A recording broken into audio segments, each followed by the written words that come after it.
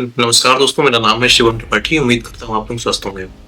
ये वीडियो उनके लिए जो किसी न किसी गवर्नमेंट एग्जाम की प्रिपरेशन कर रहे हैं या कोई भी और एग्जाम की प्रिपरेशन कर रहे हैं। इस वीडियो में आपके साथ मैं वो शेयर करूंगा जो शायद ही किसी स्ट्रेटजी वीडियो या किसी मोटिवेशनल वीडियो में शेयर करा गया होगा। एक ऐसी चीज़ जो आपकी प्रिपरेशन का लेवल, आपकी एफिशिएंसी का लेवल कई गुना बढ़ा देगी। लेकिन उस चीज़ को शेयर करने से पहले मैं चाहूँगा एक क्वेश्चन आप अपने आप से पूछें और उसका जवाब दें कि आप इस एग्ज़ाम की प्रिपरेशन क्यों कर रहे हैं। मतलब क्यों आपको वो नौकरी चाहिए, क्यों आपको वो चीज़ हासिल करनी है, क्यों इतने साल, इतने महीनों से दिन रात उसी एक चीज़ के बारे में आप सोच रहे हैं, उसके पीछे लगे पड़े हैं। क्या है आपका वाई? पावर, फाइनेंशियल फ्रीडम या कुछ और? कई चीज़ें हो सकती हैं। हर इंसान के अपने अपने रीजंस होंगे, अपना अपना वाई होगा। सच कहूँ तो प्रिपरेशन के टाइम पर मेरे दिमाग में भी कई बार ये थॉट आते थे और कई बार इस चीज़ को लेकर मैं सोचता था। लेकिन आज मैं आपसे कुछ ऐसा शेयर करूँगा ना जो इस सबसे भी ऊपर है, इस सबसे भी कई गुना इम्पॉर्टेंट है। क्या है वो चीज़? इसका जवाब देने से पहले मैं आपको एक अपनी लाइफ का एक छोटा सा इंसिडेंट बताना चाहूँगा। मैं स्कूल में काफ़ी अच्छा था पढ़ाई में, मतलब शुरू से ही पढ़ाई में काफ़ी डिसेंट, काफ़ी अच्छा था, टॉपर्स में से एक था और काफ़ी अच्छे मार्क्स मेरे से आते रहते थे। और स्कूल टाइम के अगर पीक परफॉर्मेंस की बात करें तो मैं क्लास 10th में था, तब मेरे काफ़ी अच्छे मार्क्स आए थे और पेरेंट्स को बुलाया गया था स्कूल और फैसिलिटेट करा गया था। और वो चीज़ इतनी ज़्यादा अच्छी हुई कि मतलब मेरी मम्मी ने वो चीज़ कई दिनों तक रिलेटिव्स को, नेबर्स को ऐसे बताती रही। लेकिन उसके 2 साल बाद कुछ ऐसा हुआ ना कि जिसने मेरा परसेप्शन, चीज़ों को सोचने का, देखने का नज़रिया काफ़ी ज़्यादा इफेक्ट करा। और शायद होना ज़रूरी था। उस समय वो चीज़ जब हुई थी तो मुझे नहीं समझ में आ रहा था, लेकिन अब देखता हूँ तो हाँ, वो चीज़ होना ज़रूरी था। क्या हुआ था?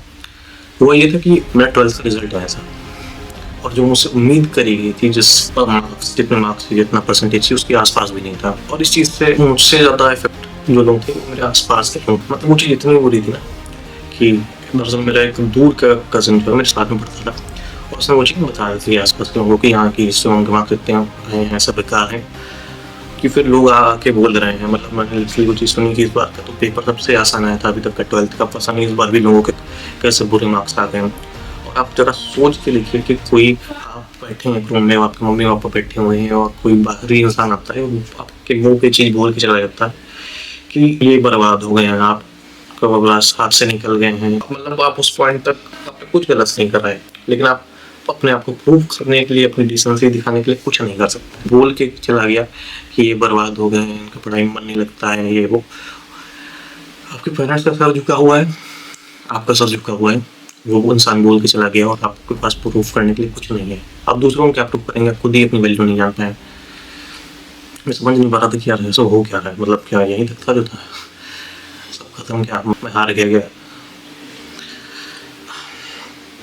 चीज़ें चल रही थी मेरे साथ के जो लोग थे, मतलब जो एक टाइम पे मतलब काफ़ी अच्छे दोस्त थे, जो टॉपर्स थे, वो किसी ने एलयू में एडमिशन लिया, किसी ने डीयू में लिया, कोई किसी जेई किसी ने दिया, मतलब मेरा आईटी में कोई हो गया। और मैंने इनमें से एक भी एग्जाम नहीं दिया था। मुझे समझ नहीं आ रहा था करूँ क्या। मैंने डिसाइड करा कि यार कुछ तो करना पड़ेगा, मतलब ऐसा तो नहीं रह सकते, ये तो मतलब नहीं रहेगा ना। मैंने डिसाइड करा कि किसी एग्जाम की, गवर्नमेंट एग्जाम की प्रिपरेशन करूँगा, किसी मतलब कोई ऐसा एग्जाम जो नेशनल लेवल पर होता होगा, सेंट्रल लेवल पर। और मैंने तैयारी करी कि मैंने मतलब डिसीजन लिया और मैंने अपने फादर ने शेयर करा कि मैं किसी गवर्नमेंट एग्जाम की प्रिपरेशन करना चाह रहा हूँ। उन्होंने फर्दर अपने फ्रेंड से शेयर करी, जिन्होंने मुझसे कहा कि इस एज में ये गवर्नमेंट एग्जाम की प्रिपरेशन करने का और अधिकारी बनने का जोश सबके सवार होता है, लेकिन हर कोई बन नहीं पाता।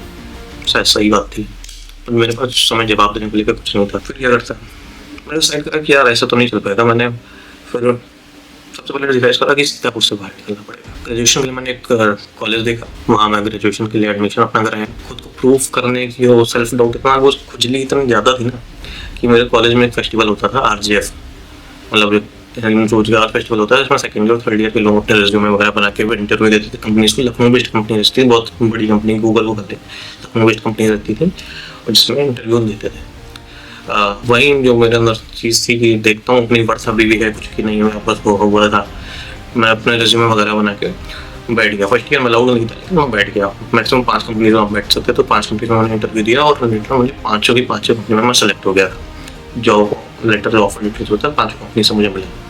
उस समय मेरी एज जो कि करीब 17 के आसपास की जाए, 17 साल का हूँगा मैं। एवरेज सैलरी अगर बात करें तो 20-25 हज़ार पर मंथ की सैलरी थी जो मुझे मिला एवरेज अगर बात करें। उस चीज़ मुझे ये रियलाइज़ हुआ, मतलब कोई बहुत बड़ी चीज़ नहीं थी ना, लेकिन मैं जो चीज़ें हासिल कराया था, जो सिर्फ लोग जिस स्टेज से मैं रहा था ना, मेरे लिए वो चीज़ थी उस समय अवेलेबल कि नहीं यार अभी भी कुछ तो है जो मैं कर सकता हूँ जो बाकी लोग नहीं कर पाते, क्योंकि वहाँ और भी सीनियर्स थे सेकंड थर्ड ईयर में जिनको नहीं मिल रही जॉब, जो परेशान थे, और मुझे फर्स्ट ईयर में मिल गई थी। तो मुझे लगा नहीं यार कुछ तो अभी भी करा जा सकता है, जो मैंने मेहनत अभी तक करी थी 10th तक, उससे कुछ तो बाकी है अपने अंदर। फर्स्ट ईयर सेकंड ईयर में इधर तो कुछ ना कुछ नई नई चीज़ें ट्राई कर सा रहा। फाइनली फिर थर्ड ईयर आया, अभी भी मुझे एग्जैक्ट डेट याद है, 9 फरवरी 2022। उससे पहले तक मैं मेरी मेंटालिटी धीरे धीरे उस तरफ खींचने लगी थी, और मैंने ये डिसाइड कर दिया था कि अगर ऐसे हॉस्टल में रहना, इन्हीं लोगों के बीच में रहा, तो यार शायद मैं वो गोल अचीव ना कर पाऊँ। इन्हीं लोगों का से मतलब मेरा ऐसा नहीं था कि देवर कहीं कम थे, देवर वेरी स्मार्ट, लेकिन उनके गोल मेरे गोल से अलग थे। रियलाइज इस थिंग, और आप कभी से भी कहूँगा कि आपके जो गोल है ना,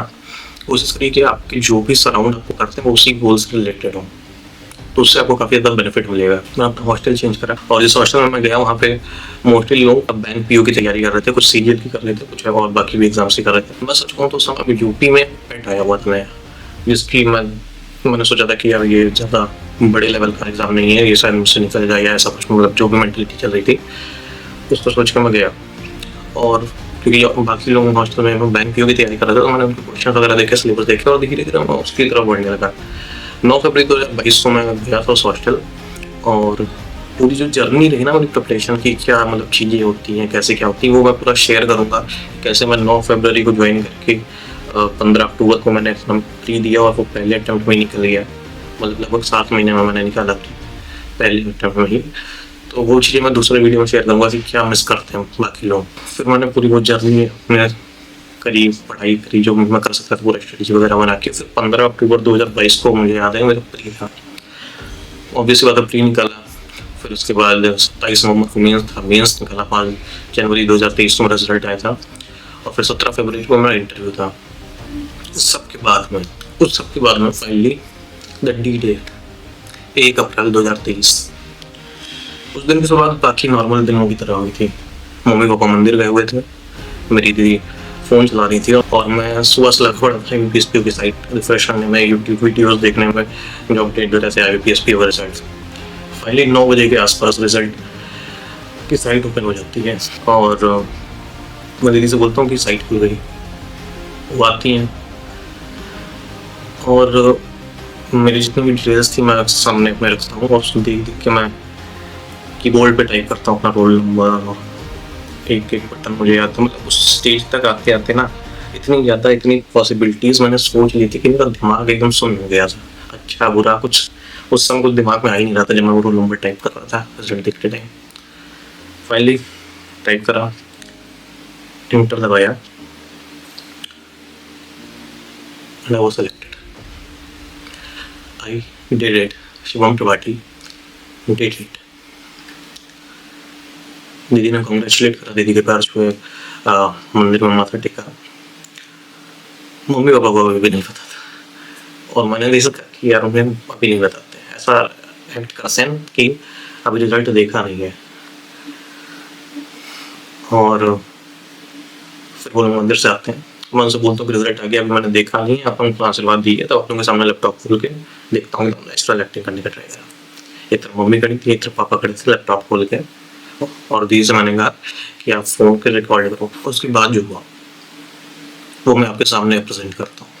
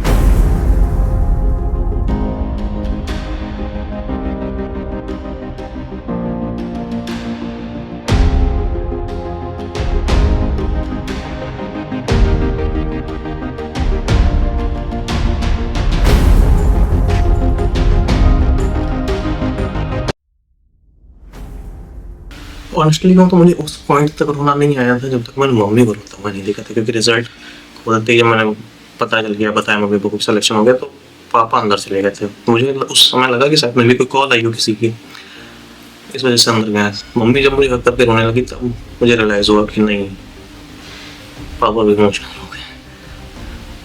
और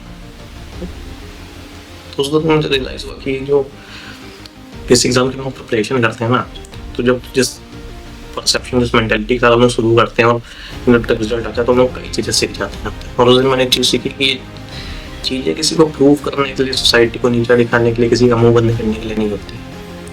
एटलीस्ट मेरे लिए नहीं थी, मेरा वाइब वो नहीं था। मेरा वही था कि मैं खुद को प्रूव करना चाह रहा था, प्रूव करना चाह रहा था कि नहीं, मैं अभी भी कर सकता हूँ। लोगों ने मुझे बोला, इसका मतलब ये नहीं कि मैं कर नहीं सकता हूँ। मैंने तब पढ़ाई नहीं करी, मेहनत नहीं करी, तो नहीं हुआ, करा, हो गया। और फिर भाई मेरा सिलेक्शन उसमें हुआ, मैंने प्रूव करा खुद को, दैट या yes I am still worth it. Prove करा अपने पेरेंट्स को कि उनका बेटा अभी भी कुछ लायक है। और आज मैं जिस जगह जॉब करता हूँ वहाँ पे लोग हैं जो मेरे कलीग्स LU, DU, NIT और भी बढ़िया कॉलेजेस से, यूनिवर्सिटी से पढ़ के आए। तो कभी भी गिव अप मत करना, कभी भी सेटल मत करना दूसरों के ओपिनियन के बेसिस पे या छोटे से इंसिडेंट के बेसिस पे। नो योर वाई और लगे रहो। Thank you.